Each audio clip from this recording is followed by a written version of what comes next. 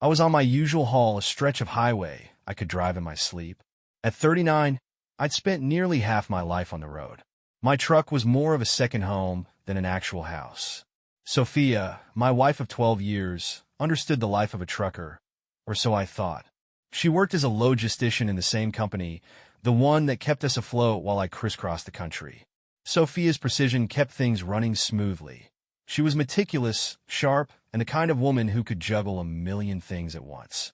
We'd built a decent life together with our two kids, Lily, 10, and Max, 7. But lately something had shifted. The warmth in Sophia's voice during our nightly calls had turned lukewarm. She claimed work was hectic, always some last-minute deadline or urgent task. I believed her. I mean, why wouldn't I? She'd never given me a reason to doubt her.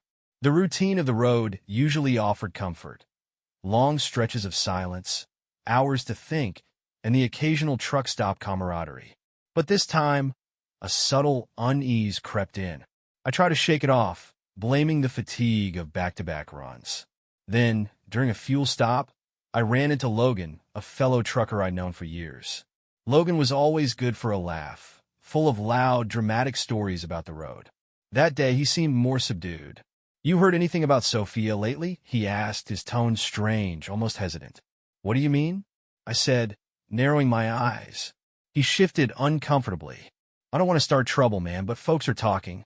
Some guy in operations, Ryan, has been spending a lot of time with her. Could be nothing, but it's raised some eyebrows."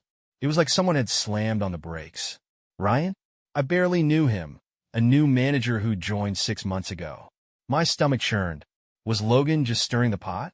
Or was there something I hadn't seen? I shrugged it off, forcing a laugh. "Appreciate the heads up, but Sophie is not like that. She's probably just working on a project with him." "Sure," Logan said, but his tone wasn't convinced. As I climbed back into my truck, I couldn't shake the unease. The hum of the engine was no longer soothing.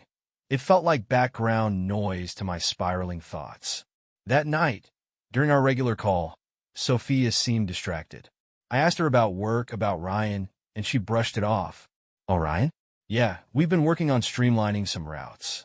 Nothing exciting." Her voice was calm, almost rehearsed. I wanted to believe her, but Logan's words stuck with me. "Everything okay with you?" I asked, pushing gently. "Of course," she said. "Just tired. How are the kids? Did Max finish his science project?" Her quick pivot to the kids felt deliberate. I answered, trying to sound normal, but the nagging feeling wouldn't leave.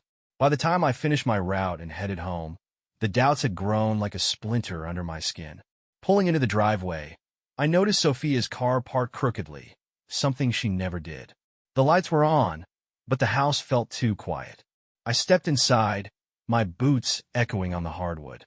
"Sophia?" I called, my voice cutting through the silence. No answer. I found her in the kitchen, bent over her laptop, earbuds in. She didn't even notice me at first. When she finally looked up, there was a flicker of something in her eyes. Surprise? Guilt? "Hey, you're home early," she said, her voice a little too bright. "Miss my family," I replied, leaning down to kiss her. She turned slightly, and my lips brushed her cheek instead of her mouth. She pulled her earbuds out. "Sorry, just in the middle of something for work. Give me 5 minutes." I nodded, but the unease gnawed harder now. Sophia wasn't usually this cold. I went upstairs to check on the kids. Max was sprawled on the floor of his room, building something elaborate with Legos. Lily was drawing at her desk, earbuds and like her mom. At least the kids were their normal selves. As I watched them, my phone buzzed. A text from Logan. "Did you ask her about Ryan?" "Just curious." I stared at the screen, my chest tightening. I hadn't mentioned Logan's comment to Sophia, but maybe I needed to. I didn't want to believe it, but the cracks in my trust were starting to show. The rest of the evening felt wrong. Sophia was distant, her attention glued to her laptop. She mumbled something about deadlines when I asked her what she was working on, her tone sharp enough to stop me from pressing further. Normally, she'd at least ask how my trip went, maybe joke about how I always managed to miss a milestone at home. Not tonight. Tonight, she was just somewhere else. After the kids went to bed, I stayed up, staring at the TV without really watching it. Sophia said goodnight early and retreated upstairs. The click of our bedroom door shutting was louder than usual. I tried to brush it off, telling myself she was just tired. But that voice in the back of my mind kept whispering Logan's words. Around midnight, I found myself standing in the kitchen, staring at Sophia's laptop. It was still open, the screen dimmed to black. I hesitated, the urge to know warring with the guilt of violating her privacy. But then I thought about Ryan, about the way Sophia's voice had tightened when I mentioned him on the phone. Before I could second-guess myself, I tapped the trackpad. The screen lit up, displaying a spreadsheet. I scrolled, looking for anything that might connect her to Ryan. Nothing. I was about to close it when I noticed a minimized email tab. My stomach twisted as I clicked it open. Most of the emails were work-related, but one stood out. An exchange with the subject line, "Lunch plans?" It was from Ryan. His first message was friendly enough. "Can't wait for Friday. Let's do that place you like by the river." Sophia's response was short. "Sounds perfect. See you then." My chest tightened. The emails were vague, but there was an ease to their tone that didn't sit right with me. I knew Sophia's work relationships. This wasn't work. My thoughts spiraled, imagining what the place by the river meant, what happened during these lunch meetings. I was still staring at the screen when I heard footsteps on the stairs. I closed the laptop and moved to the sink, turning on the faucet as Sophia walked in. Her hair was messy, and she looked surprised to see me. "What are you doing up?" she asked, her voice softer than usual. "Couldn't sleep," I said, forcing a smile. "Just needed some water." She nodded, moving to fill her own glass. For a moment, we stood there in silence. She didn't ask why I couldn't sleep, and I didn't offer. The next day, I left the house before dawn, telling Sophia I had a quick turnaround trip. Instead of heading to the yard, I parked a few streets away and waited. My heart raced as I watched the house, unsure of what I was looking for, but certain I'd find something. Around 8:15, Sophia came out dressed sharply in a fitted blouse and skirt. She climbed into her car and pulled out of the driveway. I followed at a distance, careful not to get too close. She didn't head toward her office. Instead, she drove to a small cafe on the edge of downtown. I parked across the street, slouching low in my seat. Moments later, Ryan arrived. He stepped out of his car with the casual confidence of a man who wasn't afraid of being caught. They greeted each other warmly, too warmly for just co-workers. I watched as they grabbed a table by the window. Sophia leaned in close, laughing at something Ryan said. He reached across the table, and while I couldn't see if he touched her hand, the gesture was intimate enough. My pulse pounded in my ears. For the next hour, I stayed in the car, watching. Nothing happened. No kiss, no physical contact, but it didn't matter. The way they looked at each other, the ease in their conversation, it wasn't nothing. When they finally left, Ryan walked Sophia to her car. They stood there for a moment, talking. She laughed, that soft, warm laugh she used to save for me. He said something that made her look down, her hand brushing her hair back, a gesture I recognized as her nervous habit. I gripped the steering wheel until my knuckles turned white. Whatever this was, it wasn't innocent. As I drove home, I replayed the scene in my head, trying to convince myself I was overreacting. But the image of her leaning toward him, smiling, stayed burned in my mind. That night, I couldn't bring myself to lie next to her. I slept on the couch, telling myself it was because my back hurt from the long haul. Sophia didn't question it. The next morning, I decided to check her phone. It wasn't locked. She'd never bothered with passwords before, always joking that we had nothing to hide. I swiped through her messages while she was upstairs getting ready. Most of the texts were routine, until I came across one from Ryan. "Still thinking about Monday. Can't wait for Friday." I put the phone down, my hands trembling. Monday? What happened Monday? And Friday? What was supposed to happen Friday? The shower stopped, and I barely managed to slip the phone back before Sophia came downstairs. I didn't confront her. Not yet. I needed more. Proof. Something she couldn't deny. Something that would force her to admit the truth. By the time Friday came, I had a plan. I waited all week for Friday to arrive, the hours dragging like weights tied to my ankles. I couldn't shake the unease gnawing at me. Every time Sophia smiled, every time she kissed me goodbye or tucked the kids into bed, I wondered how much of it was real. That morning, I told her I had another early haul and left before she woke up. I parked my truck in a spot with a clear view of our house and settled in to wait. Just before 9 a.m., she walked out, dressed in a flowing blouse and heels that seemed a little too polished for a regular workday. She got in her car, and I followed her, staying a few cars back. My hands were clammy on the wheel, my pulse racing as she drove toward downtown. She didn't go to the office. She pulled into a parking lot by the river and got out, glancing around like she was checking to see if anyone was watching. I parked far enough away to stay out of sight and watched as Ryan's car pulled in a few minutes later. He stepped out, grinning as if this were just another casual meetup. She smiled back, that warm, open smile I hadn't seen directed at me in months. They didn't waste any time heading into the cafe, taking a table on the patio overlooking the water.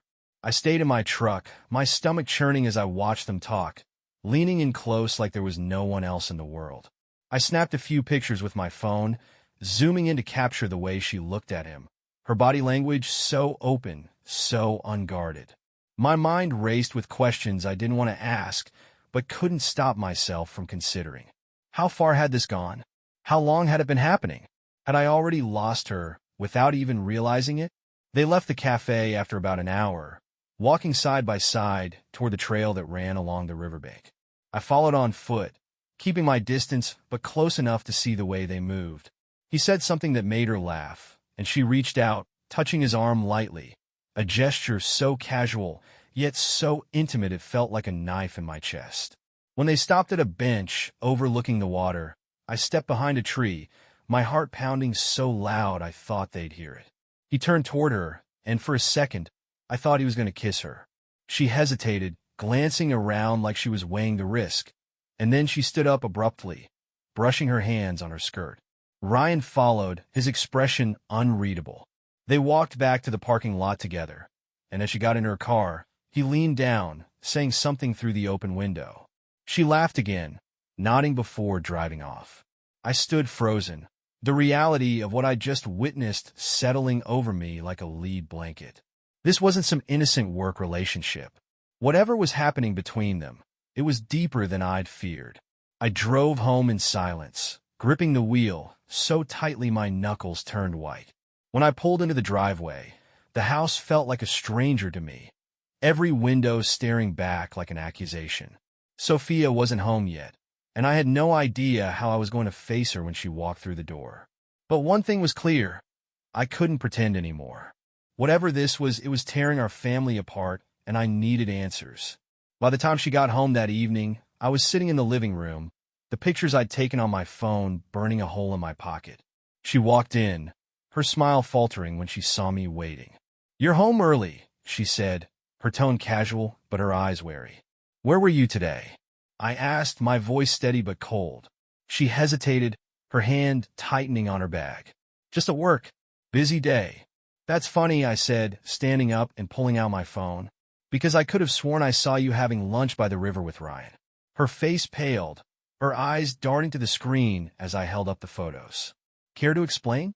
I asked, my voice sharp now, cutting through the silence like a blade. For a moment, she didn't speak, and I could see the panic in her eyes as she struggled to find the right words. But no matter what excuse she tried to offer, I knew I wouldn't believe her. The truth was already staring me in the face. The moment the words left my mouth, Sophia froze. Her bag slipped from her shoulder and hit the floor with a thud. For a brief second, I thought she might try to deny it, but the look in her eyes said otherwise. "It's not what it looks like," she said, her voice trembling. Her usual composure was gone, replaced by a shaky defensiveness that only fueled my anger. "Then tell me what it is." I shot back, holding up the photos again. "Because from where I'm standing, it looks like my wife is sneaking around with another man." She took a deep breath, as if steadying herself. "Ryan is a colleague. We've been working on some projects together. That's all. You're reading too much into this." I scoffed, shaking my head. "You expect me to believe this is just work? The looks, the private lunches, the messages about how he can't wait? How stupid do you think I am, Sophia?" Her expression hardened, the trembling replaced by a steely defiance. "Maybe if you were home more often, you'd understand. But you're gone all the time. I've had to take care of everything, work, the house, the kids, all on my own. You wouldn't get it. Her words hit like a slap, but I refused to let her twist this around. Don't you dare blame this on my job.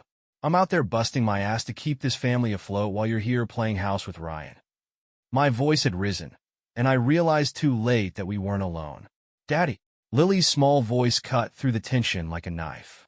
I turned to see her standing at the bottom of the stairs, her wide eyes filled with confusion. Behind her, Max peeked around the corner, clutching a stuffed dinosaur to his chest. Hey, sweetheart, I said, trying to soften my tone. It's okay.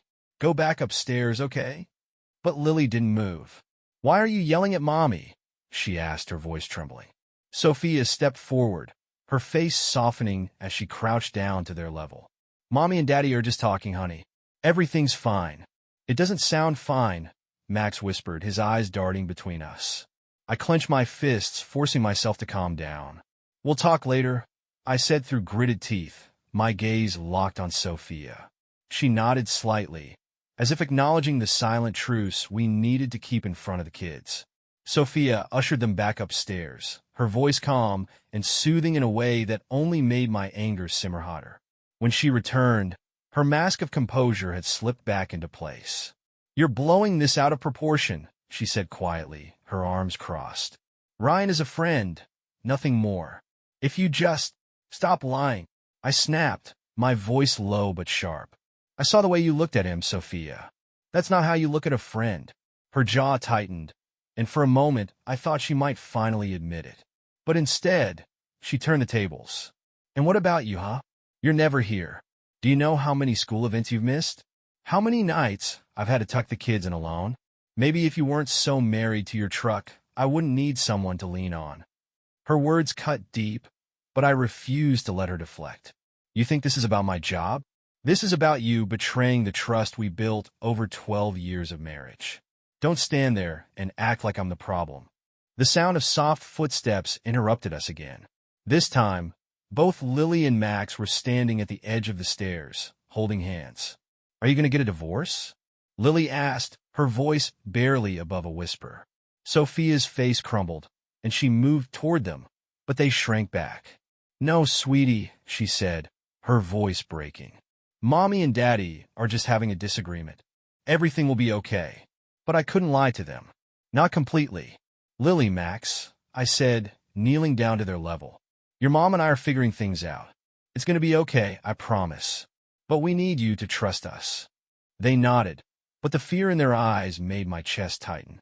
I couldn't let this drag on. The kids didn't deserve to grow up in the middle of this mess.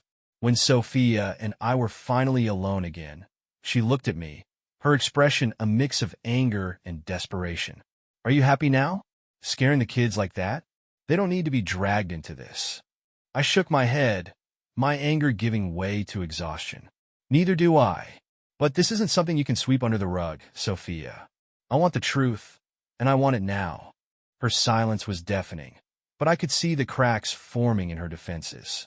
She opened her mouth to speak, but whatever she was about to say was interrupted by the sound of her phone buzzing on the counter.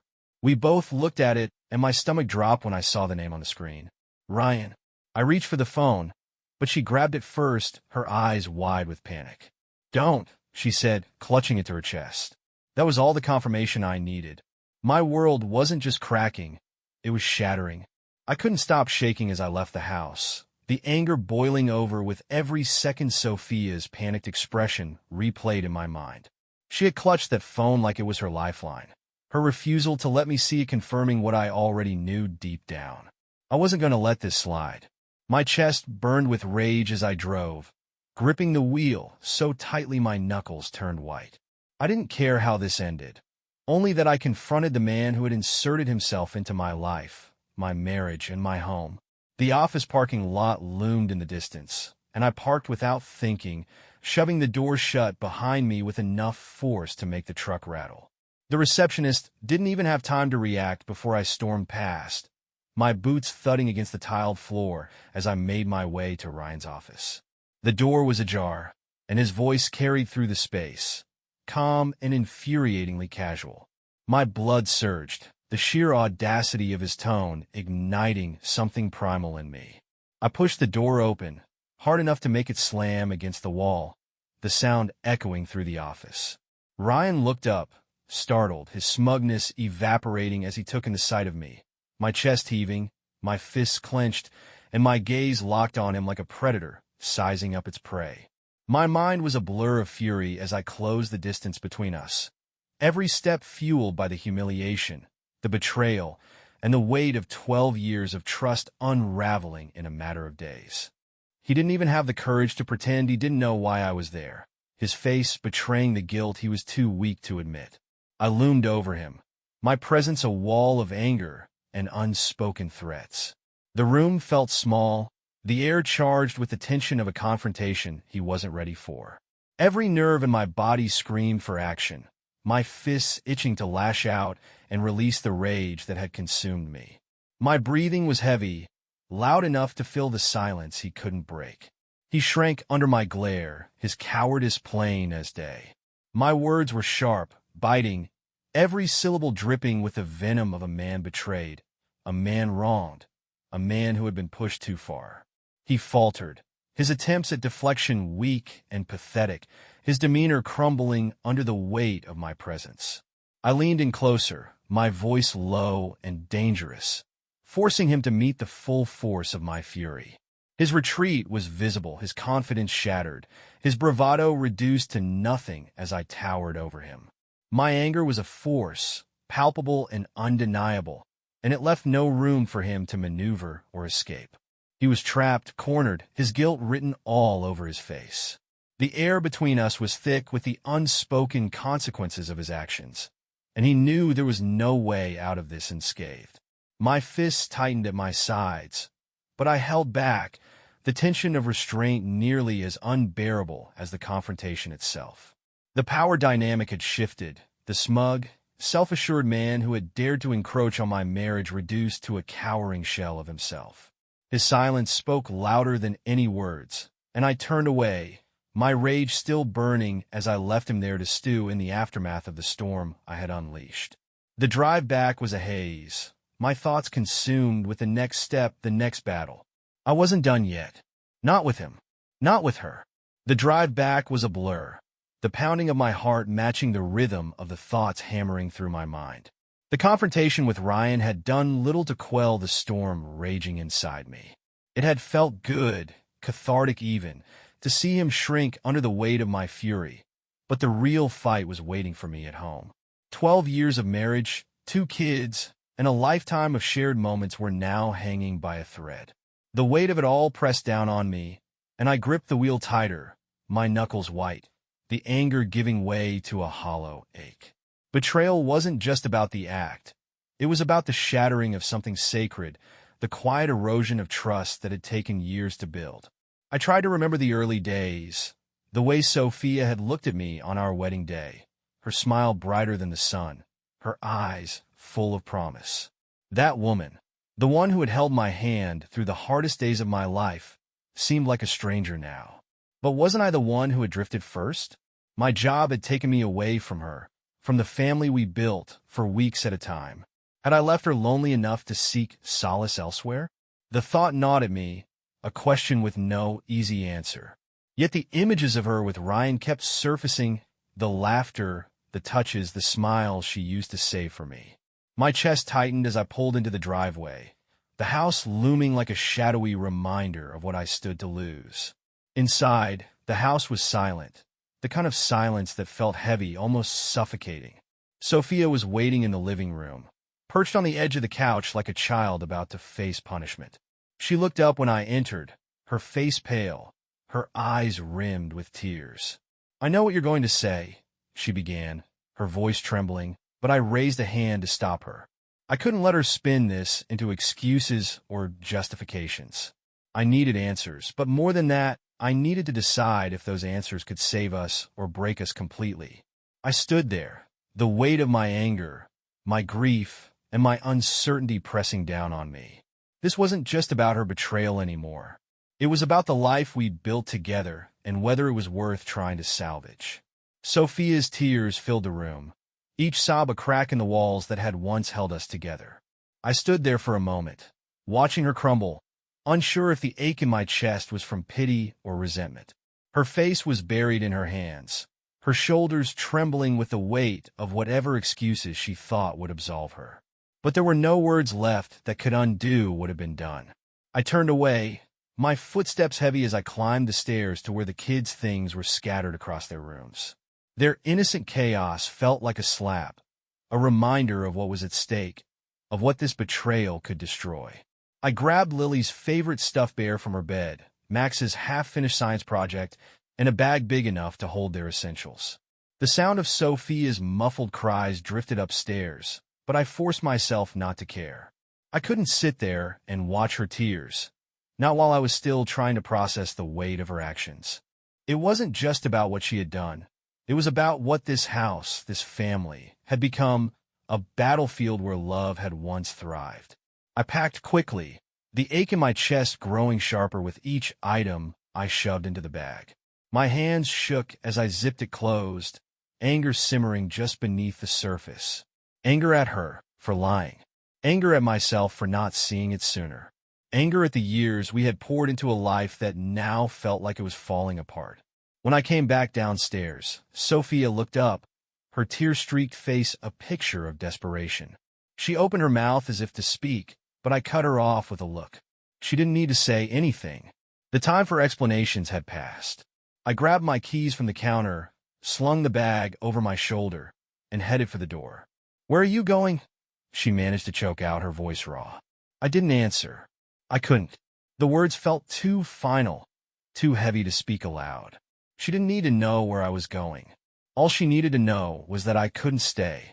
I loaded the kids' bag into the truck, my mind racing as I pulled out of the driveway. The weight of the silence in the house was replaced by the hum of the engine, but it did little to ease the storm brewing inside me. My parents' place wasn't far, just on the outskirts of town, far enough to feel removed from the chaos, but close enough to be there if the kids needed me. They had always been my anchor, the steady presence in my life no matter what. I needed that now more than ever. The drive was a blur, the scenery passing in streaks of green and gray. My grip on the wheel tightened as I replayed the last few days, the cracks in our life that had widened into an unbridgeable chasm. By the time I pulled into my parents' driveway, the weight of it all threatened to crush me. My mom came out to greet me, her face lighting up in surprise until she saw the bags in my hands. Her expression shifted to concern, her eyes scanning my face for answers I wasn't ready to give. "Just for a little while," I said, my voice rough. "Things at home are complicated."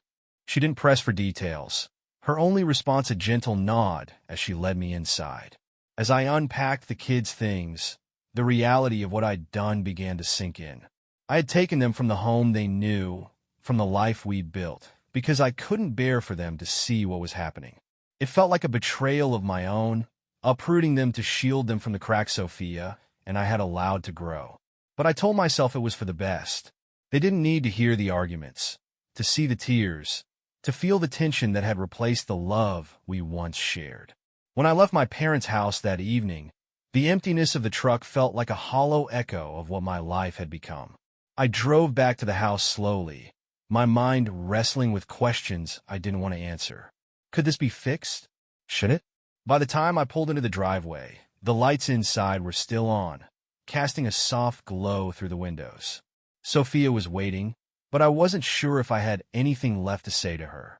The decision to test Sophia's loyalty wasn't made lightly, but the weight of suspicion had become unbearable. After weeks of silence and distance, I told her I had another long haul, one that would keep me away for nearly a week.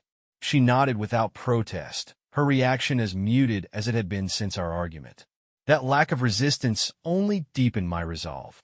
I packed my things as usual, kissed the kids goodbye at my parents' house, and drove off. But instead of heading out on the open road, I checked into a modest hotel on the far side of town.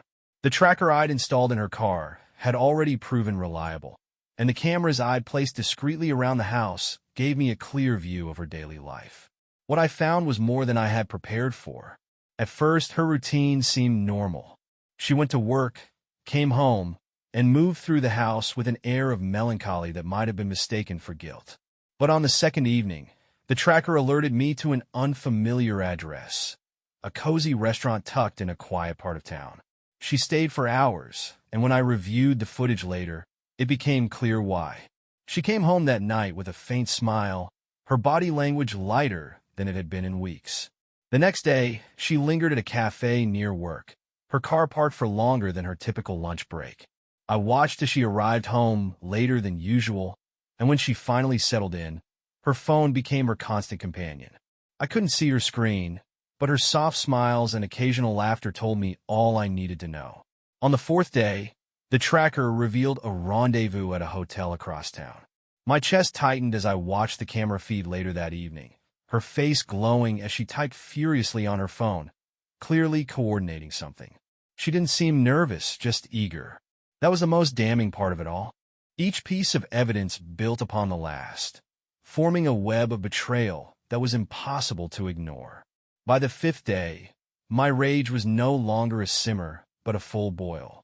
I hadn't just confirmed my worst fears. I'd uncovered the depth of her deceit.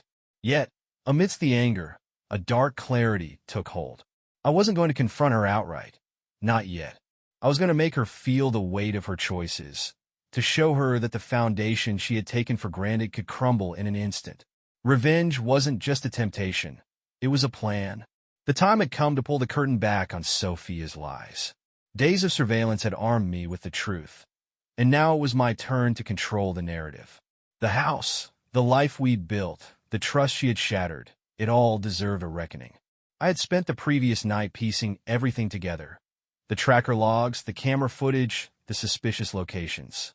Every detail painted a picture of her betrayal.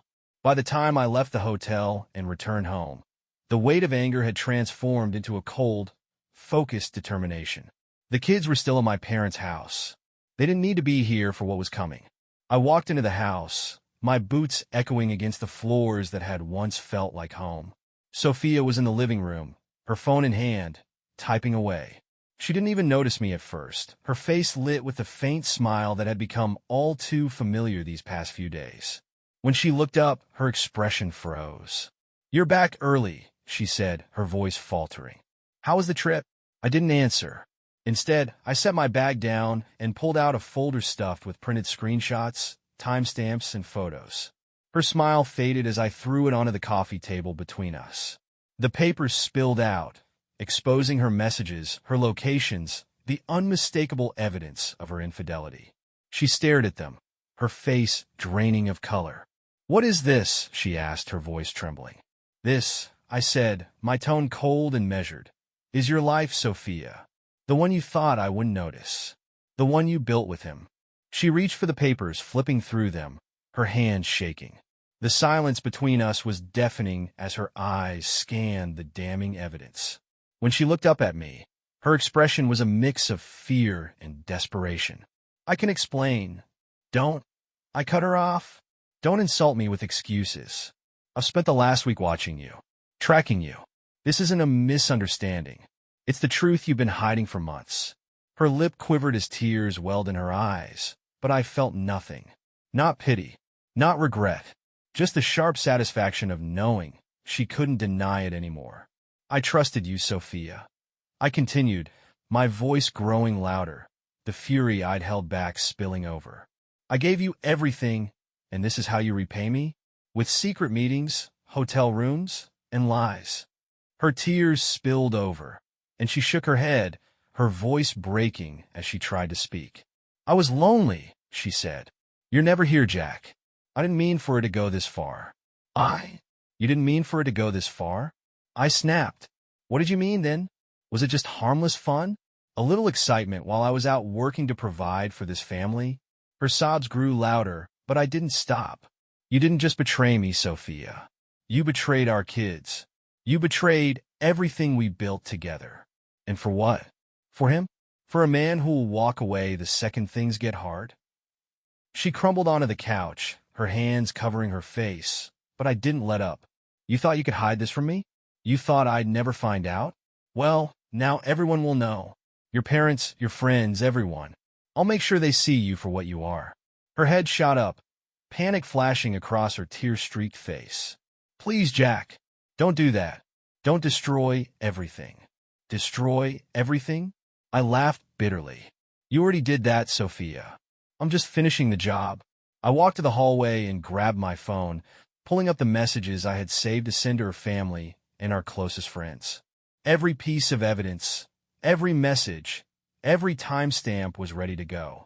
Her betrayal wasn't just going to be a private wound. It was going to be laid bare for all to see. Her cries followed me as I hit send. I watched as the notifications went out, one by one, and a strange calm settled over me. This was the end of the life we'd built, but it wasn't my end. Not anymore. I turned back to her, her face streaked with tears as she looked at me, defeated. We're done, Sophia, I said, my voice cold. And this time, it's on my terms. The house felt like a tomb after Sophia's sobs faded into silence. I left her sitting there, her head buried in her hands, as I climbed the stairs to our bedroom one last time. I didn't slam the door. I didn't pack noisily. There was no need to create drama when the devastation had already been delivered. My movements were deliberate, almost mechanical, as I collected what I needed: a few changes of clothes, my personal documents, the laptop, and the small keepsakes that truly mattered. The life I was leaving behind didn't deserve any more of me than this. When I returned downstairs, Sophia hadn't moved. Her phone lay face up on the coffee table, buzzing with notifications as the messages I'd sent spread like wildfire. She flinched each time the screen lit up, her fingers twitching like she wanted to pick it up and defend herself. But what could she say? The evidence was indisputable, and now her carefully constructed facade was crumbling for all to see. I'll be filing the divorce papers tomorrow, I said, my voice devoid of emotion. Her head snapped up, her red-rimmed eyes locking onto mine. Jack, please, she whispered, her voice raw. We can fix this. For the kids. For us. Don't do this. Her plea hung in the air, but it didn't move me. It was too late for regret. Too late for apologies. You should have thought about that before you decided to destroy our family, I said coldly. You chose this, Sophia. Now you get to live with it. I walked past her, my boots heavy against the floor. The weight of her betrayal didn't feel like a burden anymore. It felt like armor. I stepped outside into the crisp evening air, letting the door click shut behind me, and felt the first breath of freedom I'd had in months.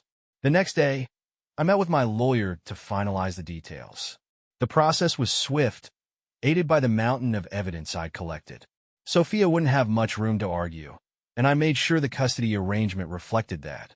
The kids were my priority now, and I wasn't going to let her choices drag them into her mess. By the end of the meeting, the papers were ready, and I left the office with a sense of grim satisfaction. Delivering the papers was the last thread to sever. I handed them to Sophia myself, watching as the reality of what she'd lost sank in. She didn't beg this time, didn't plead. She simply nodded, her face hollow, and took the envelope from my hand. You'll hear from my lawyer, she said quietly, but her voice lacked the venom I'd expected. She had nothing left to fight for. The weeks that followed were a blur of adjustments and new routines. I moved into a small apartment close to the kids' school, a fresh start in a space untouched by the weight of our past. The silence in those first few nights was deafening, but it wasn't the oppressive kind. It was the kind of silence that came with possibility. For the first time in years, I wasn't living under the shadow of lies and deceit. I was living for myself and for my kids. Sophia's calls came less frequently as the days passed. At first, they were filled with desperation, then anger, and finally resignation. She moved out of the house and back to her parents, her image in tatters after the messages had circulated. Her family was furious, her friends divided, and Ryan had vanished from her life as quickly as he'd appeared. It was poetic justice. Months later, I found myself sitting in a park with Lily and Max, watching them laugh as they chased each other across the grass. Their joy was infectious, and for the first time, I felt a glimmer of hope. This was what mattered: their happiness, their stability, their future. The scars from Sophia's betrayal would remain, but they didn't define me anymore. They were a chapter, not the whole story. As I leaned back against the bench, letting the sun warm my face, I realized I wasn't just surviving. I was starting to live again. The past was behind me, and ahead was something I hadn't dared to imagine in months. Peace.